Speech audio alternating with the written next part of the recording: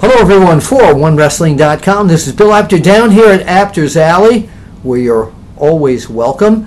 And this is our face-to-face, the Apter Chat segment. And usually, as you know, face-to-face, it's me here and a guest over here, either down at the alley or via Skype. But this guy said to me that he's so ugly that he didn't want to come on. He's even uglier than me, which I found very impossible. The truth is, he doesn't have Skype. Matt Stryker, welcome back, welcome back, welcome back. How long have you been back from Japan? Thank you. I've been down on the States now for about 45 minutes, so it's nice that you're the first person that I'm speaking with. Well, thank you. Welcome back. And I watched the pay-per-view on a delayed basis because my cable company showed it Sunday night at 7 o'clock. And I want to tell you something. It was so awesome. It was pro wrestling at its finest. But let me back up a little bit. This was I've done commentary with you through the years at several independent events and always loved working with you. And this was the first time, really, other than the WrestleManias, that you have ever worked doing broadcasting in front of such a worldwide audience and so many thousands of people there at the Tokyo Dome.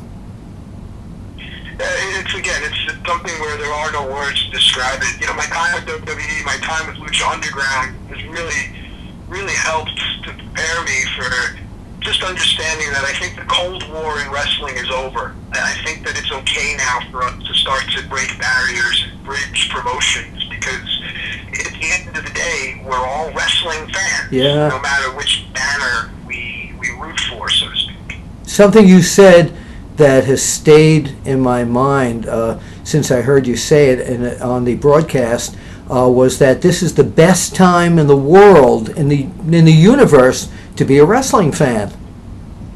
Well, it really is. You know, 2015, TNA is getting ready to start great things, and then I've got friends over there. Josh Matthews is going to return to TV with Taz. That's great stuff. Lucha Underground has Aztec Warfare coming up on Wednesday on the El Rey Network. Pro Wrestling Syndicate now is on television. Ring of Honor, WWE, NXT, Pro Wrestling Guerrilla. I mean, there's so many great wrestling promotions, and the world is so small now that there is no reason for us to have to, like I say, have this Cold War of wrestling. Yeah. Now the other thing that I had talked to you about was and you said on the phone when I talked to you earlier and called you asking you to do this brief interview because you do need to get to sleep. How long was the flight? I have no idea. I have no idea. It all bleeds together. I would say I've been traveling for, let's call it 24 hours. Wow. All right. So the question, of course, is you said to me when I said, wow, what a great job you did, you said it was all JR. And I said to you, it's just like with a wrestling match. It takes two to tango. You two were an excellent team together. It was almost like you were also educating each other as you were going along. Well, it's one of those things where you allow the better member of the team to set the pace, and once the pace is set, then you find your place in their pace. I'm actually happy that there weren't cameras on us at all times, because I found myself just enthralled just to hear that voice again, to hear JR's voice again call wrestling, to hear him kick the show off. I pumped my fist and kind of got out of my chair, and I know people make fun of me for being a geek and a mark, so to speak, but how can you not feel something when you hear those great tones of JR's voice? So once we hit our pace, I just followed the boss. I loved some of the historical comparisons that he brought up, like in the main event, that this was similar to Briscoe Funk, Ric Flair, Ricky Steamboat, etc. I mean, again, he set the stage so well, and you worked with him so well. Tell us about some of the people that you were impressed with on that show. Top to bottom, I said it that Nakamura is my favorite wrestler right now, and I think after Wrestle Kingdom, he's now a favorite wrestler to many fans that had no idea that this great talent existed. But I also got to see guys that I watched mature, like Kenny Omega and Doc Gallows. I got to see Carl Anderson live for, I think I've only seen him live once or twice before. These are great guys that I found myself, I'm rooting for my friends. You know, I'm rooting for Bobby Fish and Kyle O'Reilly. And I love the Young Bucks. So I had to take the fandom out and remember that I was still there as a broadcaster. So just top to bottom, the entire roster was just remarkable. Yes, it was absolutely incredible, and as I mentioned, a lot of the fans, you know, the feedback that I got when I saw it, I agree, this was a good old school pro wrestling show, and the athletes on this show, the wrestlers on this show were so incredible, or as the sheets always said, the work rate was phenomenal. Well, I think it's a testament to the New Japan locker room. Just the fact that from match 1 to match 10, everyone goes out there, and it truly is that top this mentality, you know, and a good wrestling card builds. It builds from match 1 to match 2 and so on and so forth. And Wrestle Kingdom truly, it built itself. It built, like I said, the former school teacher, to a point where it was the perfect crescendo of energy at the perfect time for the final 2 matches.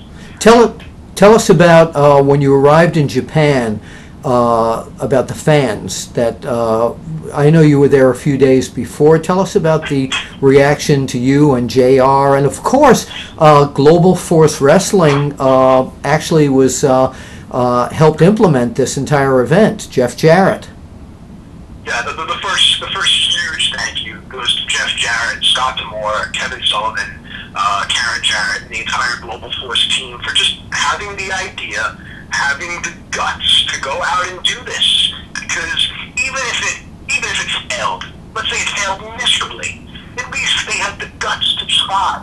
And I think that's something that we'll see in the future is to any wrestling fan listening, to any wrestler listening, try.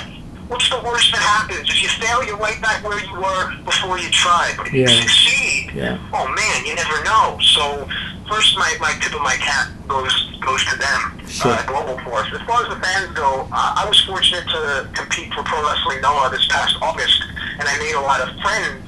So a lot of those friends were there to greet me at Narita Airport, and they were there to greet JR as well. And JR, was just like a megastar. Everywhere he went, crowds of people followed him. Yeah. You realize that though the term living legend is thrown around and it's hyperbole, but this man is a living legend.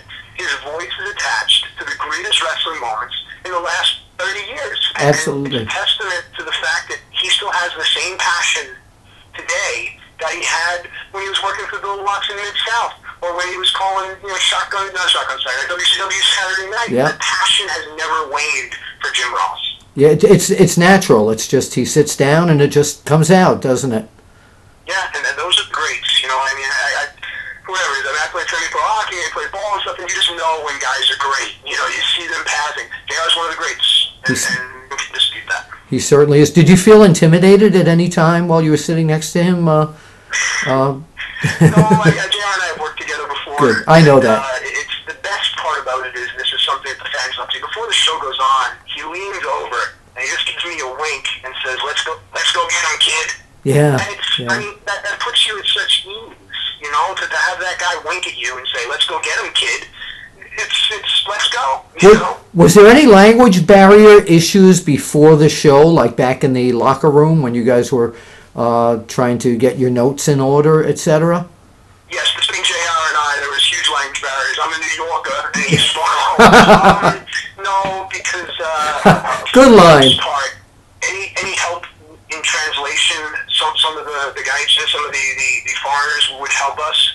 I have a small grasp of the language, and a lot wrestling's universal, you know. So a lot of hand movements and show things like that. But no, the language barrier really disappeared as it should in any walk of life. Sure. If you share a passion with someone, you know, you can fall in love with what they do and not understand a word they're saying. Tell us, because I know we're going to get this question, but what part did Jeff and Karen and Scott D'Amore and Kevin Sullivan actually play in this whole picture? We wouldn't be talking today had it not be for those names.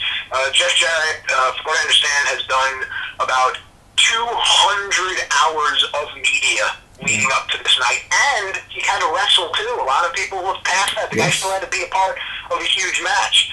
Scott Moore did a lot of the yeoman's work. He's the executive vice president of International for Global. So Scott was the first person that reached out to me, aside from an initial conversation that I had with Jeff when this got started.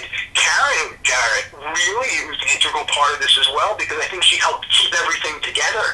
And Kevin Sullivan just did all the great promotional packages, all the editing, all the video and stuff. So those four people right there make a team, and that team is Global Force, and that's who we need to say thank you to for bringing us this great event. I mean, this was history. Yeah, are we talking about, just for the fans who'll say, Kevin Sullivan? We're not talking about the Taskmaster, Kevin Sullivan, yes. No. Although I'm sure he would do a great job as well. He's a very creative man. Right. Oh, absolutely. One of the most creative people. Well, we want to let you go to sleep, and we thank you so much for dropping down here at Apter's Alley, even remotely, and hopefully one day we'll have you down here in person. There's just one thing I want to say. I know that the goal of the Wrestle Kingdom was to bring this product to the eyes of Western viewers, and I think we did that. And I want to say that I know a lot of the diehards and a lot of the IWC members and stuff. I may not be their favorite person, but I want them to know, that I do my best to try to earn the respect. I don't walk around and take anything for granted, and I know I made some mistakes leading up to it, and they were very quick to point it out. But just overall, if we could just come together as wrestling fans, I just think the wrestling world will be a better place. But to the new viewers, I say welcome, and to the diehards, you have my respect, and I will continue to work to earn yours, because once you stop working to earn people's respect, then you really should hang it up. Absolutely, absolutely. And what I want to say to you is, I've always respected you and your talent, both in the ring and as a broadcaster. And the only other thing I want to tell you now is domo arigato, and we'll see you at the matches. Thank you, Matt Stryker, and we will be looking forward. Actually, what's next for you? What's next for me is Wednesday night on Lucha El Rey Network is Aztec Warfare. So I'm looking forward to that, and then we get right back to work for Lucha Underground in a week or so. So I'm just right back to work, enjoying watching the greatest talents on the face of the earth do what they do. And I'm not ashamed to say that I can stay on. I'm going to tune in and watch Raw. And a lot of people give Raw, WWE, and Vince a hard time, but let's not forget, if it were not for them, we wouldn't have anything else. So across the board, I'm just going to support wrestling and enjoy this product that I fell in love with when I was 7 years old. Yes, and thanks for also when I was working for the magazines, being a big fan of the magazines. Always appreciated that. Always, I have thousands of them. Thank you. So, thank you to the fans. Thank you to every wrestling journalist out there. And also, I want to say that there are people like Mark Rishishko, which is New Japan English commentary, Original Bonsky. There are so many, Fujiwara Armbar. There are so many fans out there that do great blogs and great stuff on international wrestling. So if you're out there on Facebook and Twitter and stuff, check those people out. They definitely deserve and listen, pat on the back. We joked about this, but you mentioned Mike Johnson on PW Insider, and he really did a great primer on the characters in New Japan, so people could learn about who these people are. Yeah, Mike's another guy, Matthew Macklin. There's just so many people out there that are so passionate that may not have the same vehicles that you or I have to get it out to the world, but they do deserve to get credit. So if I can ever do anything to help those people at all, just feel free to reach out to me, man. We're all in this together. We are. Domo arigato. Thank you. And we'll see you at the matches.